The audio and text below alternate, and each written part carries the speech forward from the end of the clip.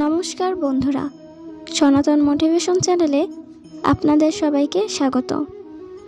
আজ 10ই মার্চ 25শে ফাল্গুন সোমবার।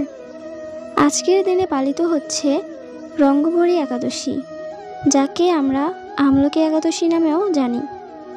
প্রতি বছর ফাল্গুন মাসের শুক্লপক্ষে এই একাদশী পালিত হয়। এই দিন বিয়ের পর প্রথমবার কাশী যান শিব পার্বতী। তখন আবির দিয়ে তাদের স্বাগত জানানো হয়। এ কারণে এই একাদশী তিথি রঙ্গভরি একাদশী নামেও পরিচিত। আজ শিব পার্বতী ও বিষ্ণুর পুজো করলে সমস্ত মনস্কামনা পূরণ হয়। বন্ধুরা, যারা একাদশী ব্রত পালন করছেন তারা এই বিষয়ে নিশ্চয়ই জানেন যে একাদশী ব্রত কথা শ্রবণ না করলে সেই একাদশী ব্রত অসম্পূর্ণ থেকে যায়। তাই আজ এই আমলকি একাদশীর দিনে আপনি একাদশী ব্রত পালন করুন বা নাই পালন করুন, একবার হলেও অবশ্যই শ্রবণ করুন এই আমলকি একাদশীর ব্রত কথা। আশা করি দর্শক বন্ধুরা, এই আমলকি একাদশী ব্রত কথাটি শ্রবণ করে আপনাদের ভালো লাগবে। তাহলে বন্ধুরা, শুরু করা যাক আমলকি একাদশীর ব্রত কথা। মহারাজ যুধিষ্ঠির বললেন, হে শ্রীকৃষ্ণ মহাফলদাতা বিজয়া একাদশীর কথা শুনলাম। এখন ফাল্গুন মাসের শুক্লপক্ষের একাদশী যে নামে বিখ্যাত তা বর্ণনা করুন। শ্রীকৃষ্ণ বললেন, হে যুধিষ্ঠির, মান্ধা তার প্রশ্নের উত্তরে মহাত্মা বশিষ্ঠ এই একাদশীর মহিমা কীর্তন করেছিলেন। আপনার কাছে এখন আমি সেই কথাই বলছি। এই একাদশীর নাম আমলকি। বিষ্ণুলোক প্রদানকারী রূপে এই একাদশী বিশেষভাবে মহিমান্বিত।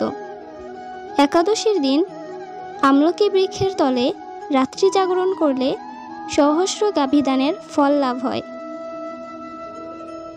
হে পাণ্ডুনন্দন, পূর্বে ব্রহ্মার রাত্রিতে দৈনন্দিন প্রলয় উপস্থিত হলে স্থাবর জঙ্গম সহ দেবতা, অসুর ও রাক্ষস সব কিছুর বিনাশ হয়। তখন ভগবান সেই কারণ সমুদ্রে অবস্থান করেন। তার মুখপদ্ম থেকে চন্দ্রবর্ণের এক বিন্দু জল ভূমিতে পড়ে। সেই জলবিন্দু থেকে একটি বিশাল আমলকি বৃক্ষ উৎপন্ন হয়। এই বৃক্ষের স্মরণ মাত্র গোদানের ফল, দর্শনে তাহার দ্বিগুণ এবং ফল ভক্ষণে 3 গুণ ফল লাভ হয়। এই বৃক্ষে ব্রহ্মা, বিষ্ণু আর মহেশ্বর সর্বদা অবস্থান করেন। এর প্রতিটি শাখা প্রশাখা ও পাতায় ঋষি, দেবতা ও প্রজাপতিগণ বাস করেন। এই বৃক্ষকে সমস্ত বৃক্ষের আদি বলা হয় এবং তা পরম বৈষ্ণব রূপে বিখ্যাত।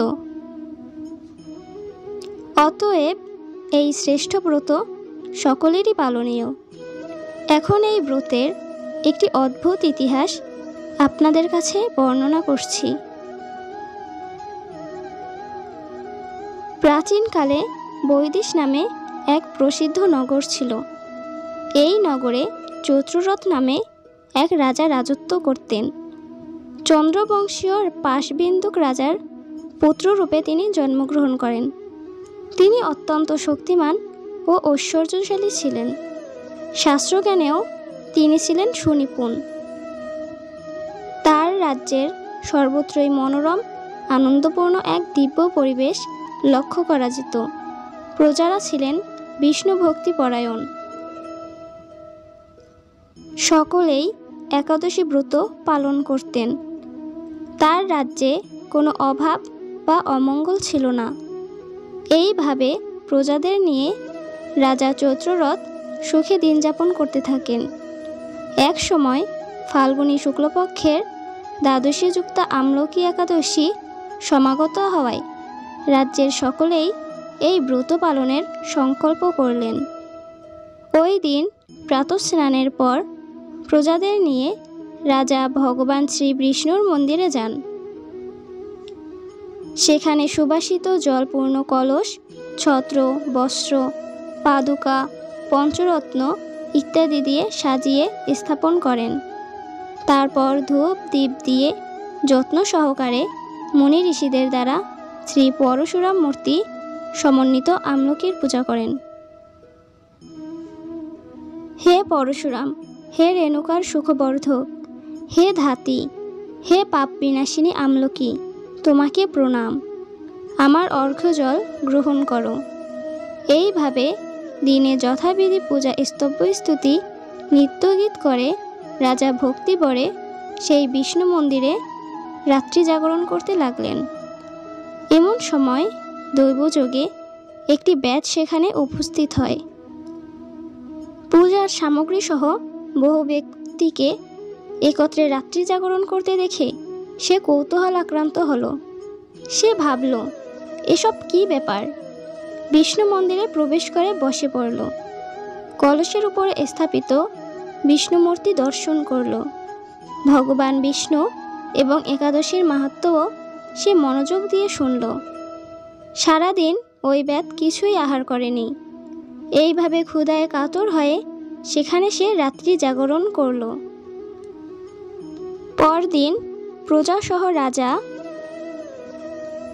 নগরের দিকে যাত্রা করলেন। সেই ব্যাধও তার গৃহে ফিরে গেল। এরপর এক সময় ব্যাধের মৃত্যু হলো। একাদশীতে রাত্রি জাগরণ ব্রত প্রভাবে সেই ব্যাধ পরবর্তী জন্মে এক রাজ্যের অধীশ্বর রূপে নিযুক্ত হল। জয়ন্তী নামে এক নগরী ছিল। সেখানে বিদুরথ নামে এক রাজা বাস করতেন। ওই ব্যাধ বিদুরথ রাজার মহাবলী পুত্ররূপে 1,00,000 গ্রামের আধিপত্য তিনি লাভ করলেন। তিনি ছিলেন সূর্যের মতো তেজস্বী, চন্দ্রের মতো কান্তিমান ও পৃথিবীর মতো ক্ষমাশীল। বিভিন্ন সদ্গুণে ভূষিত বসুরথ পরম বিষ্ণুভক্তিপরায়ণ হন। এই মহাদাতা রাজা একবার শিকার করতে গিয়ে পথ ভুলে যান। গভীর জঙ্গলের মধ্যে ক্ষুধায় পীড়িত হয়ে তিনি ক্লান্তবশত শুয়ে পড়েন। এমন সময় কতগুলি পর্বত নিবাসী ম্লেচ্ছ রাজার কাছে এসে নানাভাবে উৎপীড়ন করতে থাকে। রাজাকে শত্রু মনে করে তারা তাকে হত্যার চেষ্টা করে। পূর্বে এই রাজা আমাদের পিতামাতা পুত্র পৌত্র সবাইকে মেরে ফেলেছে, আমাদের গৃহ ছাড়া করেছে, এই রকম বলতে বলতে ম্লেচ্ছরা রাজাকে হত্যা করতে উদ্যত হয়। তারা বিভিন্ন অস্ত্রশস্ত্রে তাকে আঘাত করতে থাকে, কিন্তু আশ্চর্যের বিষয় তাদের সকল প্রচেষ্টা ব্যর্থ হয়। রাজার কোনো ক্ষতিই তারা সাধন করতে পারেনি। তখন রাজার শরীর থেকে নানা অলঙ্কারে ভূষিত এক পরমা সুন্দরী স্ত্রী আবির্ভূত হন। মহাশক্তিধারিণী ওই নারী অল্প সময়ের মধ্যেই সকল পাপী ম্লেচ্ছকে নিধন করল। রাজার নিদ্রাভঙ্গ হল। এই ভয়ানক হত্যাকাণ্ড দেখে রাজা বিস্মিত হলেন। তিনি বলতে লাগলেন, আহা, আমাদের শত্রুদের হত্যা করে কে আমার প্রাণ রক্ষা করল? এমন কৃপালু কে আছে? আমি তার প্রতি আমার কৃতজ্ঞতা প্রকাশ করছি। এমন সময় দৈববাণী হল, ভগবান কেশব ব্যতীত শরণাগতকে রক্ষা করবার আর কে আছে? তিনিই শরণাগত পালক। দৈববাণী শুনে তিনি ভক্তিযুক্ত চিত্তে গৃহে ফিরে এলেন। তারপর প্রজাসহ মহাসুখে ইন্দ্রের মতো নিষ্কণ্টক রাজ্য ভোগ করতে লাগলেন। বশিষ্ঠ বললেন, হে রাজন, যে মানুষ এই পরম উত্তম আমলকি একাদশী ব্রত পালন করেন তিনি নিঃসন্দেহে বিষ্ণুলোক প্রাপ্ত হন। এই বলে আমলকি একাদশী ব্রত কথা সমাপ্ত করলেন। আশা করছি ব্রত কথাটি শুনে আপনার ভালো লেগেছে।